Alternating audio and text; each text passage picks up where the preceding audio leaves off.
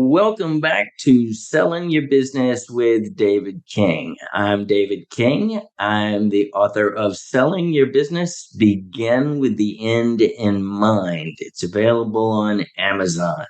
And today I have the great pleasure of chatting with my true friend, Chris Pflueger, a friend and fraternity brother from college. Chris, welcome this morning. Thank you very much, Dave. I appreciate you having me on. And Chris, I gave the thumbnail for this YouTube video to Jimmy Springer, and he posted it on the Sigma Chi page on Facebook and said that we were pledge brothers. Jimmy Springer got that one wrong. So as you might remember, I was a fall 88 and you were a spring 89.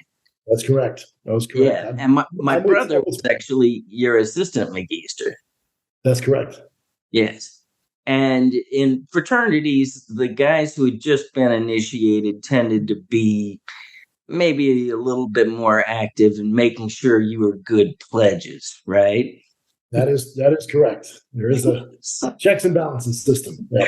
Yes, exactly. So, I mean, you would probably say around the house early on, I was a good guy, or as they said in Coming to America, good and terrible. You are a fantastic guy, right? You're too generous there. It's true. It's true. So in honor of that, if you can see closely here, I'm actually wearing my badge. I see that. And you're wearing a collared shirt without your pledge pin. I guess that's because you've been initiated. So I made it through. I want to remind you. Probation is over at this point. So he does. Yes.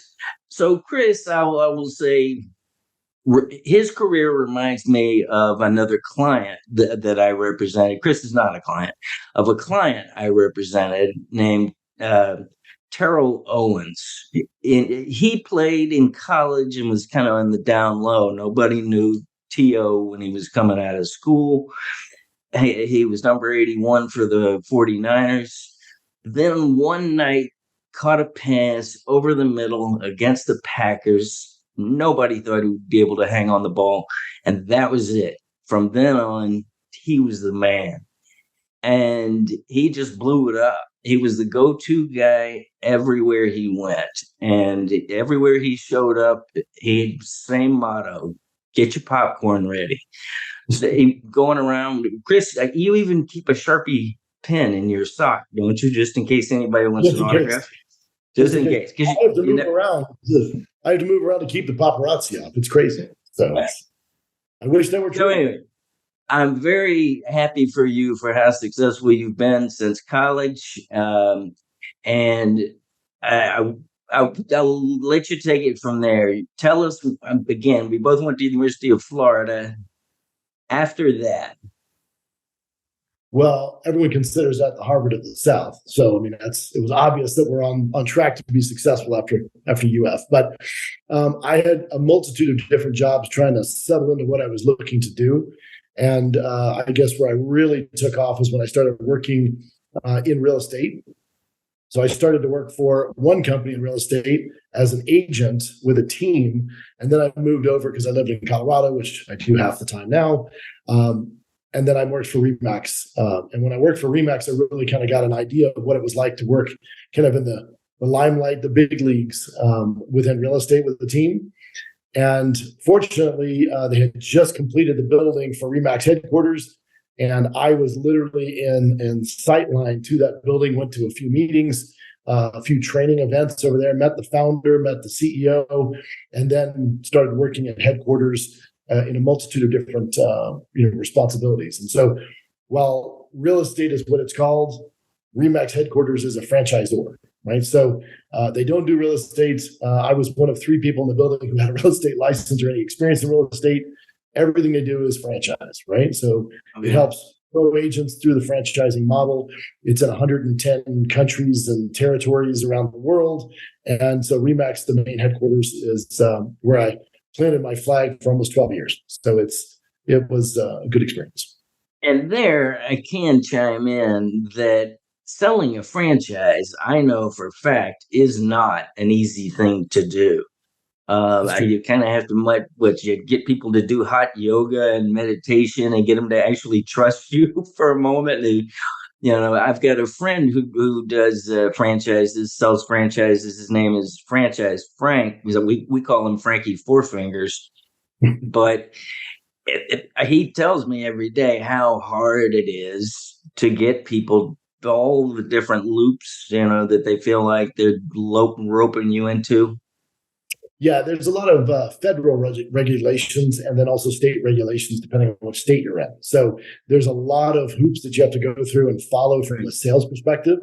And depending on which brand you're with, there's certain things you can say based on there's different items in your franchise disclosure document.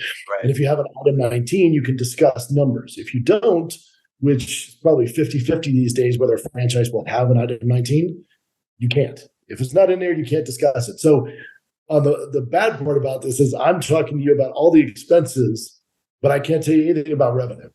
So try to sell somebody on that. It's just like, let me tell you how much it's going to cost you over a long period of time. And you're going to be committed to us between 5 and 10 years. We're the best. Well, how much you're going to make? Can't talk about it. Can't tell you anything about it. There's nothing I can do about that. So we can refer you to other folks as validators. I can have you talk to other owners. And even there, I can't steer you to just the good ones, right? So if I had 8 franchises and only one of them made money, the inclination was to obviously have you talk to the one guy, right? But I can't do that. I have to have you talk to all of them at your own request. So just to be fair. And, the begin with the end in mind part of my motto here, when people buy and start a business and it's a franchise and they ask, okay, when I want to exit and try to sell this thing, is this going to be harder to sell than if I just had my own business? Is that a discussion that you've ever had to have with people? Comes up all the time. Matter of fact, that motto is exactly my motto when it comes to running any business. Is you have to begin with the end in mind, right? So to me, whenever I look at a business opportunity, I always think to myself on an annual basis, what if I were to sell it at the end of the year? Am I operating efficiently? Do I have enough of the right mix of expenses? Am I doing the right marketing? Am I overspending on certain employees or certain avenues where I haven't really checked it in a while to see if I'm getting a result? And so for me, I'm always doing the efficiency thing, right? I'm always going back and continuously looking to see, is this worth what I think it's worth? And is it worth more at the end of the year than it was at the beginning of the year? And if not, why, right? Is it the inputs? Is it the market? Is it me? Is it, employees? Is it product? It depends on what you're selling. But every single time in franchising, and I'll just throw in there between myself and my teams, we've had over 1,200 franchise sales between multiple brands. It is a process, and franchising is paint within the lines, right? So when they tell you we're giving you a track to run on, we're giving you all of the, the support, the discounted purchases, everything like that. If you're buying hamburgers, you have discounted purchases, you're getting straws at a lower price. If it's in real estate, you're getting all of the technology and some of the signs and everything else at a discounted price. It just depends on which franchise you're with. At the end of the day, the point of it is to be able to start quicker, have a support team, and then be able to have a saleable asset. If you interview folks, which you should do every time you buy something, when it's a business, especially in a franchise, if you don't interview existing other owners, that's your fault, right? That I encourage people. Matter of fact, and the way I describe it is, when I tell you about it, I'm the salesperson. So you would expect me to be very positive, and this is the best thing that's ever happened to you, right? So you should never believe anything I say. You should automatically take that and say, great, let me go talk to 3 or 4 other people, some that I gave you and some you found on your own, and then come back and form your own opinion. Because at the end of the day, there wouldn't be 3,800 units of one franchise in the United States if it wasn't successful. And the way we describe that, because people will come back and say, well, Chris, in my area in Greenwood Village, Colorado, one of the offices failed. Exactly. The only reason we're having this conversation is because one of the offices failed, right? We wouldn't have a spot for you, right? So that makes sense. But we always use the kind of the Ferrari story, right? You don't look at a Ferrari as you drive down the road and it's wrapped around a tree and say, boy, I'm not buying a Ferrari because those things hit trees, right? It's the driver, right? So sometimes you get a bad driver. What can you do, right? So that's why, you do have to be prepared to work.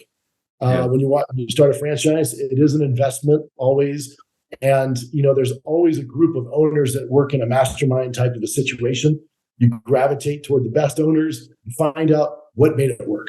Like I've looked at personally investing in franchises, and every time I did it, I interviewed the top offices, and then I'd find a few that weren't. And as soon as you interview that owner that did not make it, you'll know why. Immediately why. So. Yeah. And with being the pain in the rear of transactions, the attorney who's going to have to take everybody through the nitty-gritty details that nobody wants to have to deal with.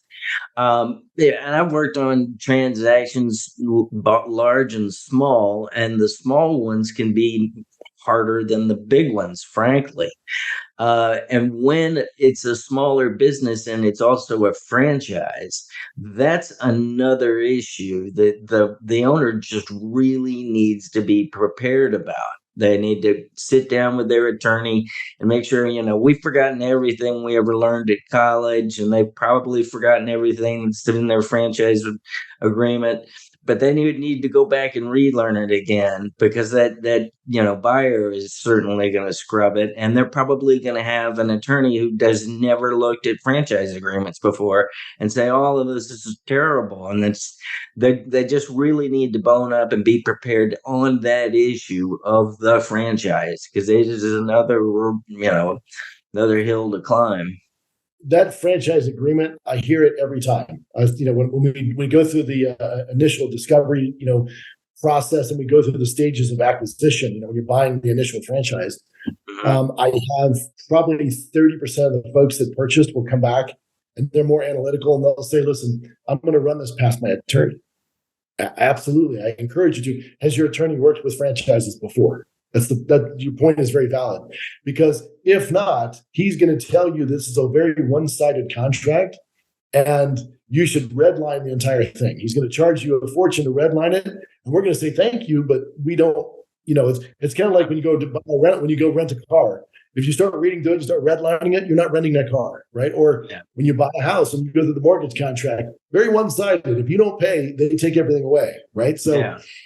Same thing here. 90% of this is everything that's happened to that franchisor over the last 10, 15, 40 years. And they've had to make another addition to that, saying, well, in this case, if you did this, and we have to do X, right? So if you're a good operator, you follow along, you do everything you're supposed to do, 90% of that contract doesn't really pertain to you. But when you're selling it, people are always going to be a little spooked, because it's a multi-100-page document, right? So when people review it, they're like, wow, this is very one-sided. It is. Yeah. It's for our protection of the brand and yours as well as the new owner, right? So it makes sense. Let's move along to the first exit that you had in your career. What was the first business you sold? So we've done a couple, and a lot of times I'm on the franchise side with between two owners. So that's probably the first ones I would recommend is those conversations. And as folks want to exit the business, they always have an inflated amount in their head, right? So the first thing I always do is tell people, know your numbers and clean up all your balance sheet, make sure everything is correct before you decide to sell. Because the last thing you want to do is go in sloppy, because the other side will take advantage of that immediately, because you don't know what you're doing, right? That's clear. The other thing is, you want to be very diligent about buyers, as they go through, to make sure they're, don't want to waste a lot of time. You don't want to go into a letter of intent, get all the way down the road and realize they may not be as well funded as they thought they were. So you have to do your due diligence on both the buyer as the owner and on the buyer on the other side. So you have to be on both sides, be careful.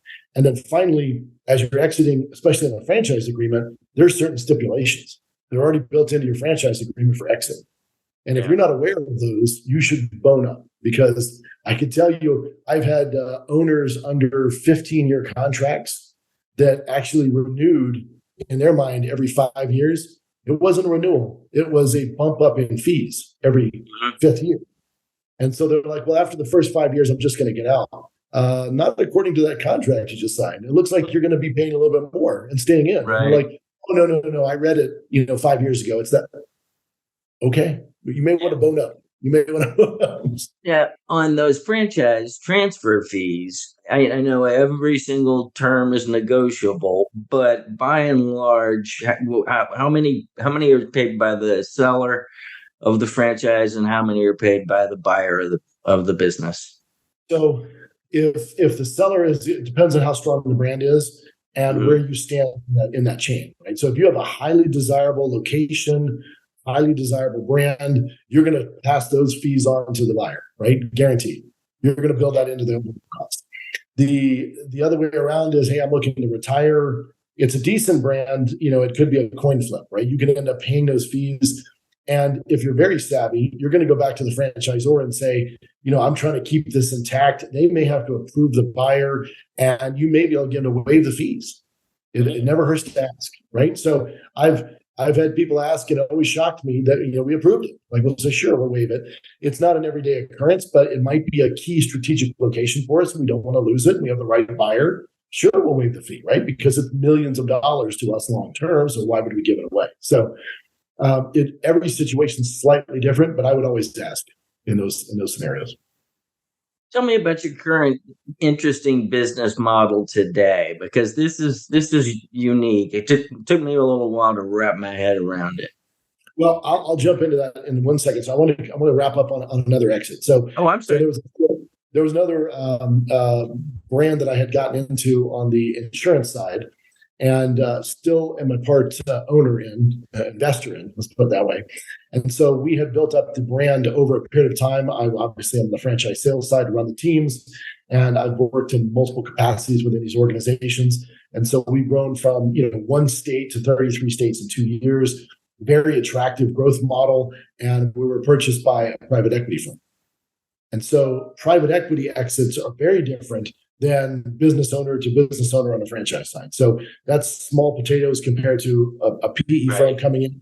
The due diligence, the length of time, the expectations, and the contract to purchase is wildly different, as you can imagine. So, that's one of the things I do caution people is if it's not in writing, it didn't happen. So when you look at this and people say, no, we're going to do this for you. We promise you X. I want to see that here. I want to see that exactly written out, because as an attorney, you'll know, you get promised stuff all the time. It wasn't in the deal. Like, that's not part of the deal. And then people change their mind. I don't recall saying that, whatever it might be. So the expectation, they'll treat you very, very nicely on the front end. They're going to woo you. Because they want your business. They want to gobble up and add it to something else or flip it down the road, whatever it might be. So always get it in writing. And that should be kind of commonplace, but you tend to forget a few things, or hey, you're trying to rush to close the deal because it's the end of the quarter, the end of the year. There's tax benefits. There's all these things that come into it from an owner perspective.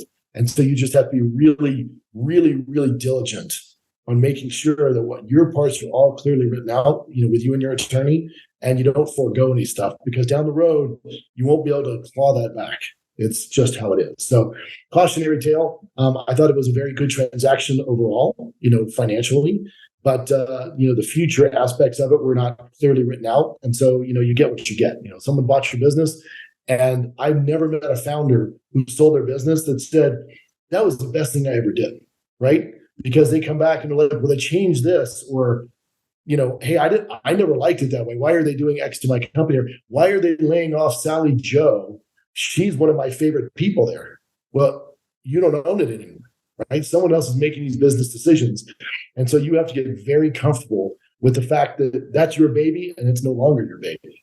And so that's usually the hardest part for most people that are in the ownership stand is that's not my baby anymore, right? That's someone else's baby. So you traded money for the difference. And so you have to be prepared for the ramifications of that. So those exits are very different, and they're much more tedious and much more laborious as far as the due diligence goes. And so very lucrative, can be very lucrative for the owner to step away, but you have to be prepared to step away. And anyone who thinks you're going to stay in has not read the PE playbook, because the owner stays in for about 14 seconds and then they are sidelined and then they're gone, because you don't want a legacy, folks in there if it's your Right. right? Yeah. just be Don't prepared. have too many chiefs and not enough Indians, as they say. Yeah. Exactly. And any a financial buyer, a private equity family office or whatever, they're buying your business because they believe there's more juice they can squeeze, and they may be promising that there's a whole lot, and then they may not be able to ever get what they expect for it. So a simpler transaction is often a nicer thing for a peace of mind. You've got a few more years of toil, just like you're saying, and then complexity and all angles of the transaction. Well, it's interesting because if you liken it to selling your house, right? It's like selling your house and living in it while they knock down the walls and paint this room and rip out the flooring. And I never liked that. The curtains these people put in are crazy, and you have to be there while it's going on. And so you have to have a lot of intestinal fortitude to watch, your stuff being torn out, but you have to have the right mindset. Like, listen, I'm understanding I'm moving on from this. Even if they say, I want you to stay on for a year, that's usually on paper. Right? They usually want you there for the transition, and it's usually for continuity as opposed to your real input. So even if they say it's really your input, it's really not for your input. So it's something you have to get used to as a seller, regardless of what you're selling. And you just have to be prepared for that. So, and again, it's not a bad thing. It's just that's the real world. That's how it works. So your next business, tell me. Yes. So because of my lengthy stay, obviously in the real estate realm and running offices, I had 42 offices at one time underneath one umbrella for 4 different states, and we're billions of dollars of transactions. And so I've also worked in multiple parts of the United States, covering different offices from a support perspective, as the director of different regions for REMAX, did trainings in other parts of the world. So I'm familiar with, obviously, the ins and outs of real estate. I was one of the few people, as I mentioned, licensed. So I'm licensed now as a broker in Florida. And the new venture is a real estate venture. And so IAD is the company name. Most people in the United States have never heard of it. There's 20,000 agents. It's a European-based brokerage. It's virtual, and it's the largest in France and the fastest growing in Europe. So I was contacted to come in and help build the brand, and so I'm the managing director now. It's Florida only as we stand today. So we're growing out the business. We're doing a grand opening in the next month, and it's going to be pretty exciting. So we're pretty excited about growing a new brokerage with a different type of a model in the U.S. Welcome back. And we took a brief break there.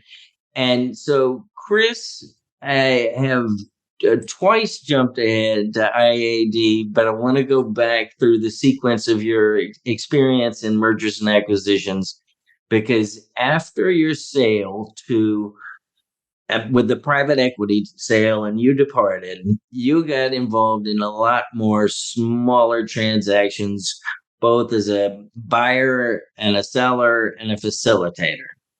Correct. Yes.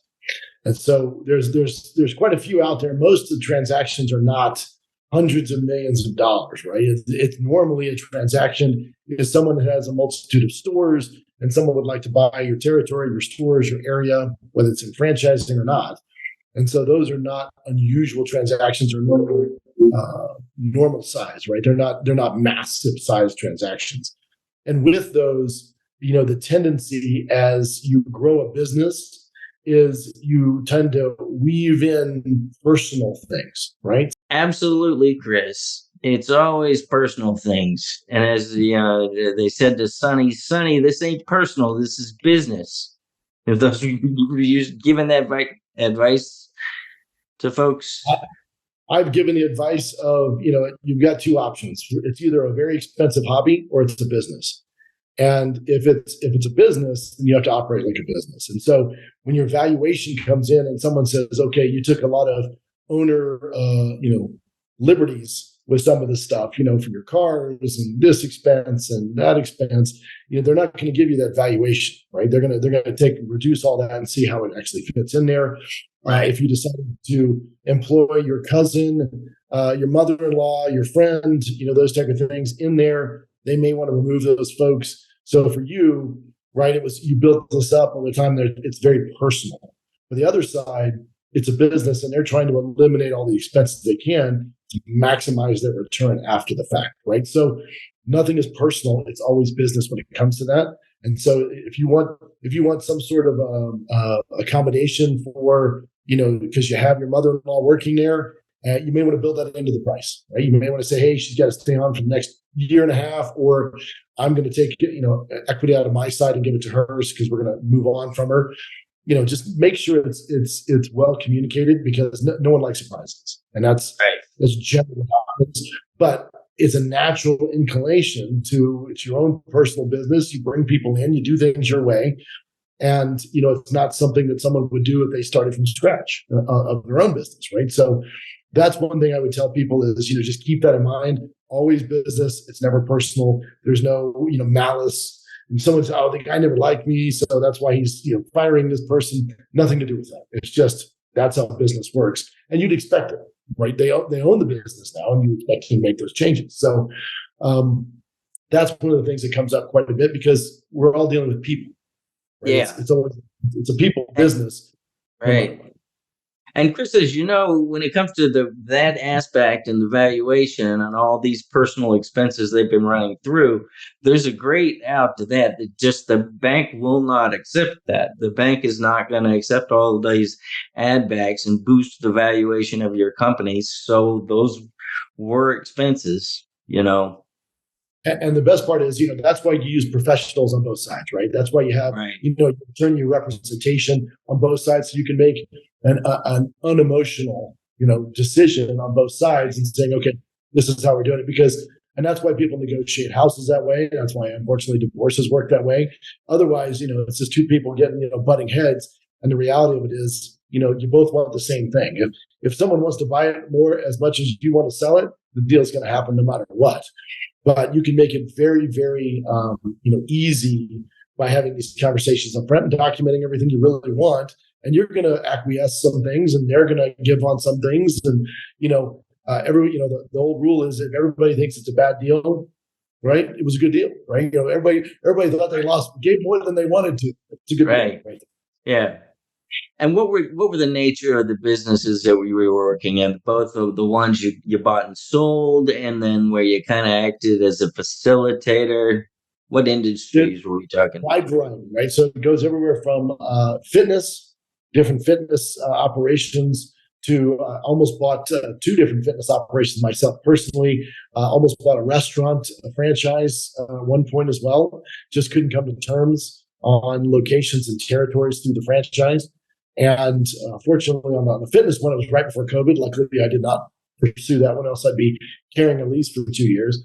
But very lucrative opportunities. You just have to have the right situation for you, right? So it was those. I had brewery, operations or restaurants. We had multiple locations, looking to sell the entire package, not one at a time.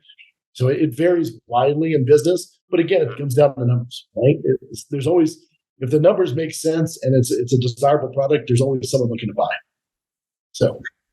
And if somebody asked me difficult businesses to sell and difficult businesses to own, and I've only two of them, I would name restaurants and gyms. Those are not easy deals for people that are looking to go out and be entrepreneurs. Well, I will tell you that one thing you can guarantee, it's very difficult to sell if it's you are the person that's really driving every aspect of it, and removing you as being in the business, it collapses. That's a problem, right? If you haven't built systems around your stuff where you can step away for a month at a time, then it's going to be difficult for someone to buy that business without you there. And so That's what I would say is a great piece of advice for someone, is set up your business where you don't have to be there 24/7 for it to operate, or else it's not a saleable asset. It's your personal job. Yeah. So. At some point, you can't be the operator. You've just got to be the owner. And when you're just the owner, that's when you're at a point that you can truly sell. Exactly. And if it's called Chris Pflueger's hamburger stand, also very difficult to sell. Just naming is also. Your marketing guy would say that you probably ought to go with another name for a burger. Yeah. Well, now let me hear about IAD, because this is an interesting business model. And I want to. So it's 40,000 agents in Europe. It is the fastest growing real estate model in Europe. We also have a location or a setup operation in Mexico. And so another almost 2,000 agents are in Mexico. So a very big, outside the United States, just coming to the US, bringing a brand new model in there, virtual real estate model, very similar to some other ones that have been here. Ours is a little bit more well established. And I like to think it operates a little bit better, a little bit more cleanly, but it's really set for agents who really want to participate and have a community-based feel. The brick and mortar is kind of on the downturn. One of the reasons I no longer work for a traditional real estate model is it's not desirable to clients anymore, right? So you want to make sure you have the technology and everything in place for agents to operate, which we do. And so I think it's one of the best models in the world. So it's pretty exciting. We're about to launch at the end of September and then have a grand opening in October for Florida only. And then IAD will be growing its real estate brand throughout the United States as we move forward. So pretty excited to be on the ground floor of this, bringing all that business experience and all the real estate experience into one area, something I've been looking for a while and found the right place. So, all right, I think I've got it clear here. If somebody wants to be part of IAD, they don't have to have a broker's license. They can be just licensed as a sales agent. But instead of having one broker who's going to be riding their backside, they're now part of IAD, and it's there's a broker licensed in every state, but you're just part of a network of support. Is that a fair? Yeah. That's a fair statement. And we have like a mentor forever type model. So it's similar to the fraternity, right? You used to have a big brother, you have a mentor above you and several layers above that. And you can recruit people and bring them in and you're their mentor, right? As you bring the people in. So people you like to work with, people you know are going to be productive, you bring those people in, you work with them. And there's a second line of revenue for you because you're getting paid to be a mentor as well. So it's in the real estate, industry, it's a little bit unique, but it is very, very proactive, when it comes to being able to get out in the field and do what you need to do and not have to worry about geographic territories or am I dropping stuff off of the office or, are they any good in this location versus that location? This is all online, all virtual and set up just this way. So it makes it very easy for an agent to operate, but still have an entire support network around them. So, okay.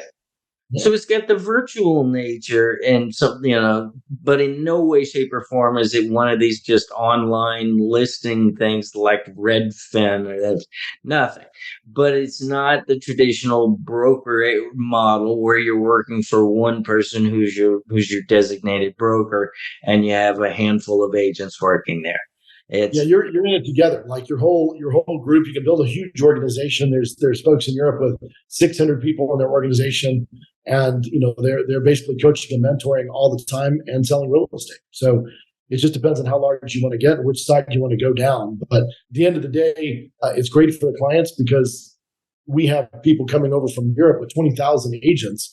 We have referrals on a daily basis. We have nowhere to put them right now. We have very few people that we're starting out.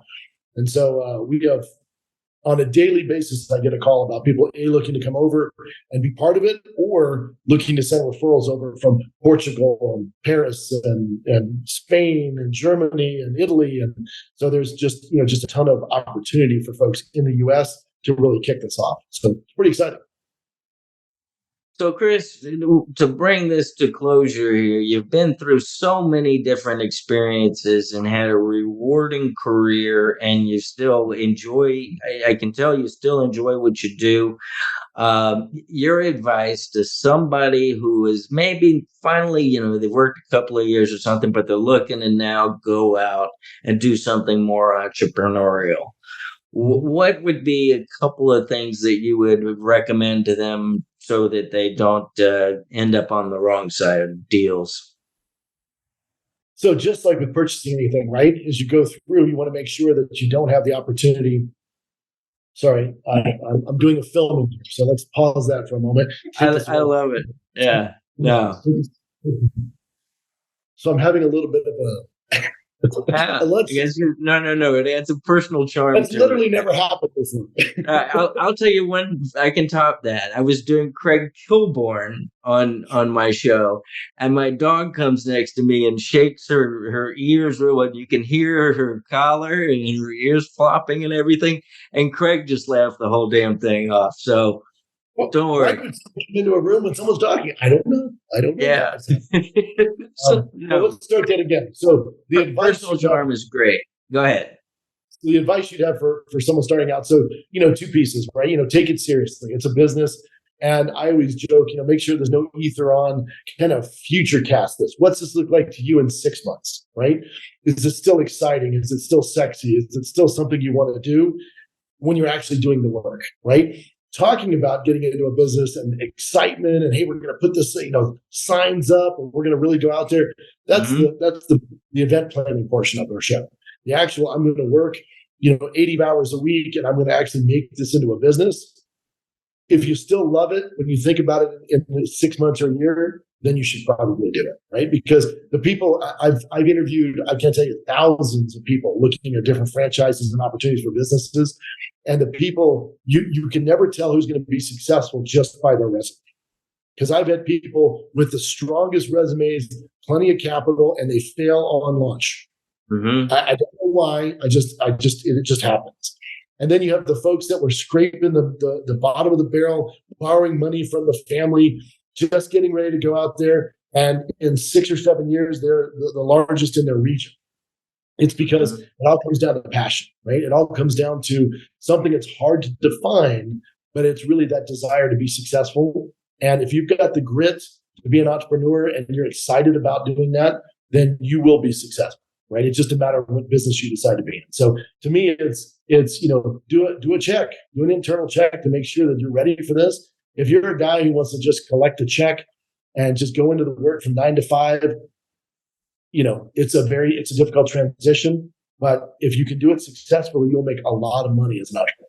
So what about the advisors that they need to get off on the firm footing so that they don't go back to the very beginning and find the things that they did wrong? My simple advice is you can't go into business if you don't have enough money to hire a CPA. End of story. The business, the very first person you should talk to is a CPA. And people will ask, do I really need an attorney to set up my business? And my simple answer, God's honest truth, if there's only going to be one owner, you might be able to set it up initially by yourself. It's always good to have an attorney on hand. If there's going to be two owners, you sure as hell better have a lawyer involved.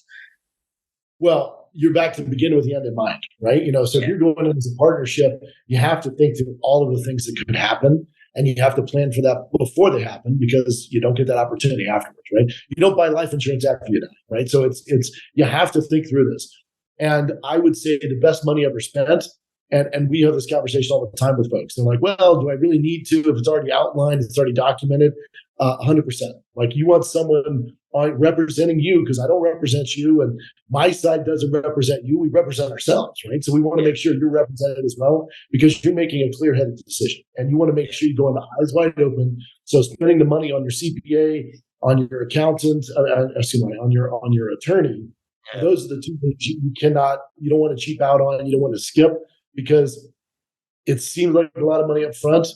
And then the business grows, and now it's a multi-million-dollar transaction, and you set it up incorrectly. Right. Oops. Right. And then there's tax ramifications. There's unwinding things. Your partner now owns more than you do because you decide to sign something over by accident. You didn't even think about it. No big deal. We're friends. It'll be fine until you're not. Then it's a problem. So it's always wise to have your own representation and spend the money up front to set it up correctly. It's kind of like saving money by not going to a dentist. You can do that for a couple of years, but when you finally go, it's going to hurt like hell. Yeah, it's same thing with anything, right? Same thing with not saving for retirement. I'm sure I'll have a job until I'm 7, so no big deal. It's not likely, right? So you want to plan ahead and be smart, right? Just be a business person. What would happen if, and then make sure all those contingencies are covered and make sure you can live with it because when it's small and you just started out and you're putting it in $20,000 each, and we're going to see how it goes. is very different than what, hey, now it's a $50 million business. And, this, your partner and you are having some disagreements on who's running what. And then you have to separate. You thought that through, because that can be very expensive. So then everybody gets greedy at the end. So. Well, Chris, I promise you this. When I write the second edition of my book, I'm going to set aside a couple of pages for you. And I don't worry about the grammar and all that stuff. As the lawyer here, I better be able to edit sort of things. But we're going to have the Pflueger's advice there to you from real world experience, the school of hard knocks. That's where it comes from, right? So it's take advantage. You might as well listen to other people who did it one way or the other, good and bad, and take it for what it's worth. But I appreciate you having me on the show.